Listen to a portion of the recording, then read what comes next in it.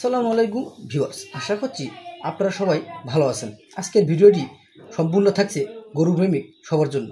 প্রতিদিনের ন্যায় আজকেও আমি আপনাদের মাঝে ভেট মেডিসিন টিপস ইউটিউব চ্যানেলের পক্ষ থেকে বাস্তবমুখী ও শিক্ষামূলক ভিডিও নিয়ে উপস্থিত হলাম। আজকের টপিকে অতীব গুরুত্বপূর্ণ গাভী ও জরায়ু, শুক্রাণু এবং ডিম্বাণু মিলিত হয়ে কিভাবে নতুন ভ্রূণ বা বাচ্চার সৃষ্টি করে তা তুলে ধরব।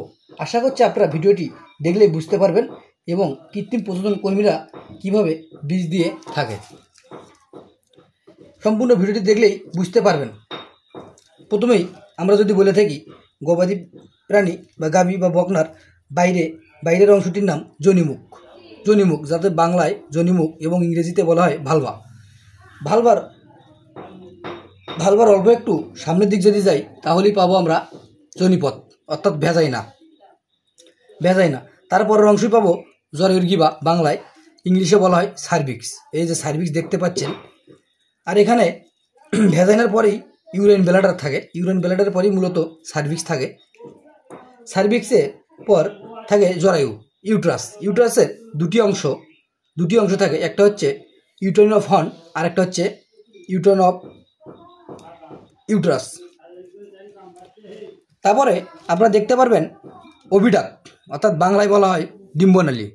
তারপরে দেখতে পাচ্ছেন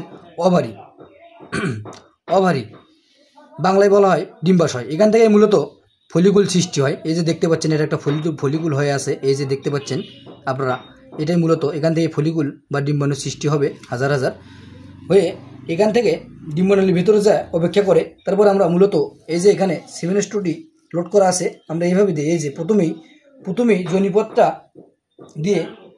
জনিপথ দিয়ে আমরা এইভাবে গানটা ঢুকে নেব।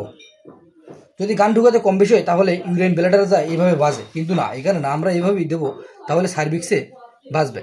তারপর এইভাবে ধরে আমরা গাভীতে মূলত অন্ধকারের মাঝেই কিন্তু বীজ দিয়ে থাকি। মূলত সার্ভিক্সের রিং এভাবেই নির্ণয় করি। এই যে মুখ দিয়ে, এই বুড়ি নখ দিয়ে নির্ণয় করতে হবে। নির্ণয় করে আমরা এইভাবেই দিয়ে থাকি।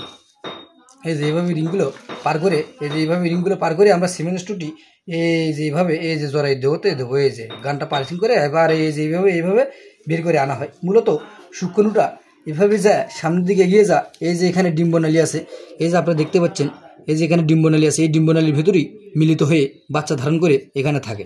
বাচ্চাটি বড় হলে বা গরুটি যদি প্রেগনেন্ট হয় তাহলে এখানেই হর্নটা একটু বেলুনের মতো প্রথম অবস্থায় এরকম আস্তে আস্তে এরকম বড় হতে থাকে, বেলুনের ন্যায় ধারণ করে। এবং 4-5 মাস হলে আমাদের হাত দিলেই ভেতরে এইভাবে যদি আমরা যখন হাত দেবো তখন স্পর্শ করলেই বাছুরগুলো আমাদের হৃৎস্পন্দন স্পর্শ করে, যা আমরা সহজেই বুঝতে পারি।